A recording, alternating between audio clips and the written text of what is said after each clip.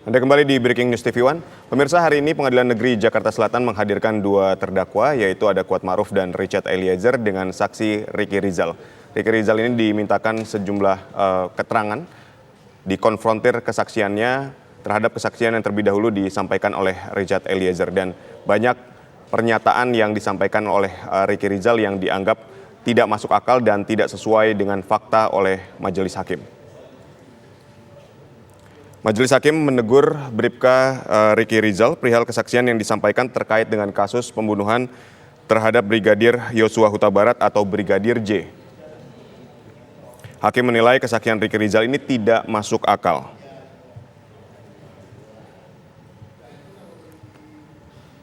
Ini adalah suasana di ruang persidangan saat ini.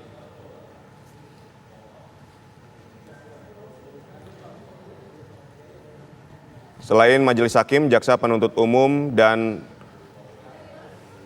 pengacara dari Richard Eliezer maupun pengacara dari Kuat Ma'ruf mempertanyakan atau mengkonfrontir Ricky Rizal dengan sejumlah pertanyaan karena memang banyak statement yang disampaikan oleh Ricky Rizal ini tidak sesuai dengan apa yang disampaikan oleh Richard Eliezer sebelumnya.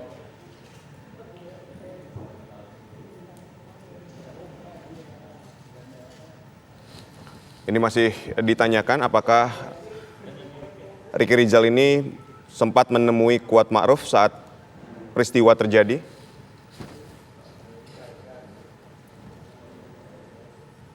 Pemirsa, kita akan membahas sidang yang hari ini sedang berlangsung dengan pakar hukum pidana oleh Heri Firmansyah. Selamat sore, Mas Heri.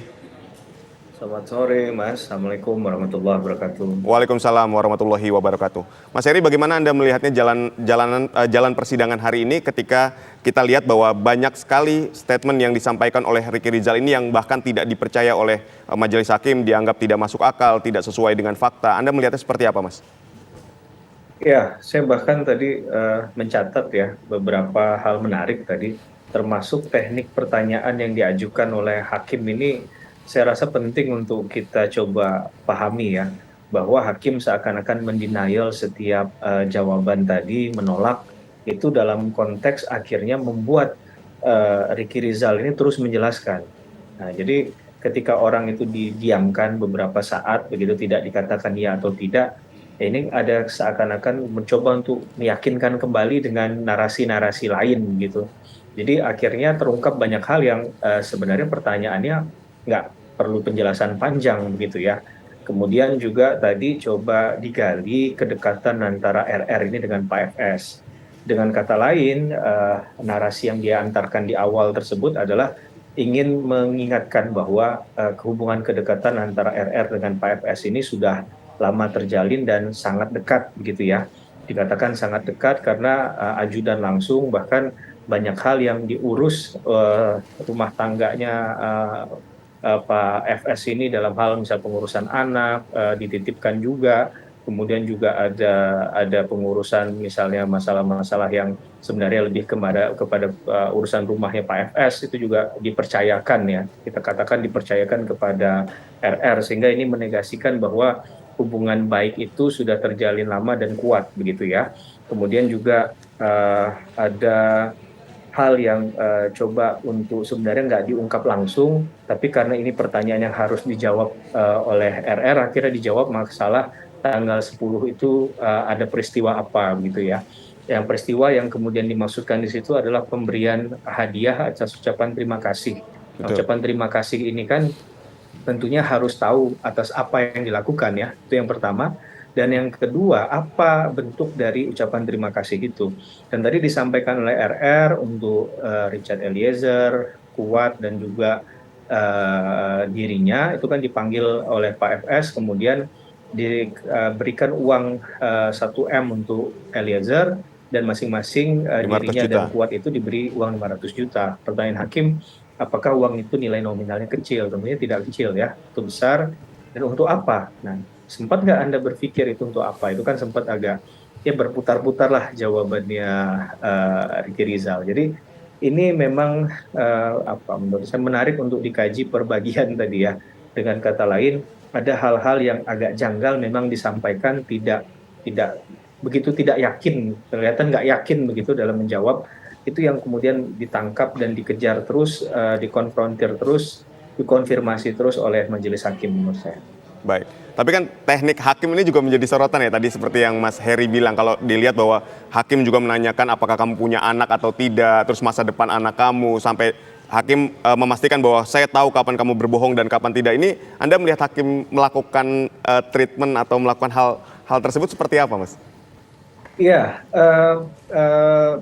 mungkin sudah dipelajari juga secara sosiologis ya oleh hakim ya, bahwa kalau kita ingat tadi juga disampaikan fakta hukumnya, beliau itu sebenarnya sudah diminta lama menjadi ajudannya Pak Sambo, tapi kemudian mengiyakan di tahun 2021 kan, Betul. karena alasan keluarga. Jadi boleh dikatakan mungkin ya menurut saya, Pak RR ini juga apa ya, family man lah, orang yang sangat peduli dengan keluarga, sehingga itu yang coba disentuh oleh hakim agar dia mau mengakui apapun yang diketahui itu tanpa harus ragu-ragu, tanpa harus ada yang ditutupi, ataupun disampaikan tidak utuh, begitu ya. Karena tentunya ini berkaitan dengan proses hukum yang dia jalani, dan di ujungnya nanti adalah berkaitan dengan ancaman hukuman yang akan diterima.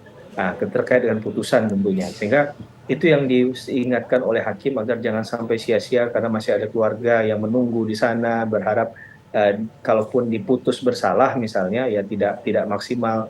Saya rasa itu cara hakim untuk memberikan keyakinan dan mengingatkan, gently reminder lah kita katakan kepada yang bersangkutan untuk mengatakan yang sebenar-benarnya, karena begitu kuatnya apa ya, hubungan tadi ya, hubungan baik antara FS dengan RR itu. Saya rasa itu cara yang metode yang soft juga untuk kemudian mereminder atau mengingatkan kembali bahwa RR ini tidak perlu melakukan yang sesuatu yang bukan pada konteksnya begitu ya, bahwa dia datang dalam hal ini hanya menjelaskan bagian atau porsinya sesuai dengan yang dia ketahui, dia lihat dan dia alami, bukan bagian dari skenario tadi, karena berkali-kali rujukan dari jawaban RR ini adalah selalu Pak FS begitu ya.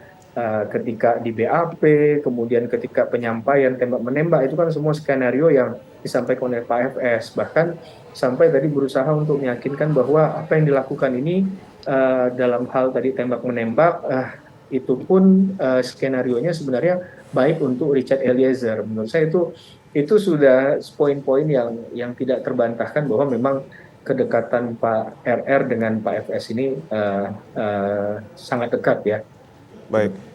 Mas Heri, ketika misalnya saksi memberikan pernyataan baru, misalnya katakanlah saat dia dulu dimintai keterangan di Provos, ini kan masih pakai skenario awal dari Verdi Sambo. Terus ketika dia di ruang persidangan hari ini, dia merubah atau ya memberikan keterangan yang lebih mendekati kebenaran lah misalnya. Ketika ada sebuah perubahan seperti ini gimana tanggapannya, Mas?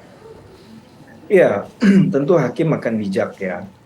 Boleh saja orang itu lupa, bisa saja orang itu mungkin baru menyadari hal yang kemarin salah disampaikan kemudian dikoreksi, sehingga hakim akan memberikan keleluasaan, tapi hakim akan menunjukkan fakta bahwa ada perbedaan mendasar dari keterangan yang disampaikan pada tahap sebelumnya, tahap penyidikan di berita acara pemeriksaan, dengan sekarang yang ketika dia memberikan keterangan langsung di muka persidangan.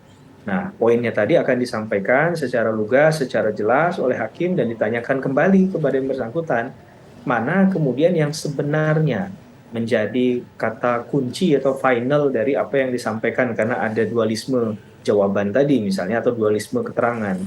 Nah, dengan kemudian dijawab tadi, maka biasanya fakta persidangan atau yang diucapkan di muka persidangan itulah yang akan dipakai pada akhirnya. Tapi biasanya hakim juga akan bertanya tadi, ini yang mana ini yang benar, gitu kan? Nah, sehingga nanti akan dicatat oleh panitera. Nah, dalam konteks bahwa kalau dari awal itu adalah skenario, ya sampai sejauh mana skenario itu akan dipertahankan. Karena menurut saya dengan tindakan konfrontir ini agak menyulitkan, sehingga orang itu harus hati-hati menjawab. Kalau memang dia berbohong, maka dia harus konsisten berbohong tadi. Nah, masalahnya adakah dalam jangka waktu yang agak panjang dan lama tadi konsistensi itu bisa dilakukan untuk berupaya menutupi persoalan yang sebenarnya tadi dengan hal-hal lain yang masih menjadi bagian skenario. Maka hakim ini ingin memastikan skenario itu sudah tutup, sudah selesai di tahap penyidikan, atau ini masih coba untuk diteruskan di sana. Ya, kalau upaya untuk menyalahkan orang lain, mengalihkan kesalahan kepada orang lain itu menurut saya naluriah manusia wajar saja. Tapi teknik dalam investigasi pertanyaan tadi seperti yang disampaikan oleh hakim itu kan menarik. Baik. Ya, dia seakan-akan berupaya untuk tidak percaya begitu apa benar. Bukankah kamu begini? Nah, jadi dengan kata lain itu dikembalikan lagi dan akhirnya dijelaskan lebih panjang lagi. Nah, penjelasan panjang itu menurut saya tambahan poin-poin lagi yang ini konsisten atau enggak, ini berkesesuaian atau tidak. Begitu kira-kira, Mas. Baik, ini juga salah satu yang menarik adalah ketika baik Mas, kita masih akan melanjutkan perbincangan ini tapi kita harus jeda sejenak Mas. Baik pemirsa, Breaking News TV One masih akan kembali usai jeda, tetaplah bersama kami.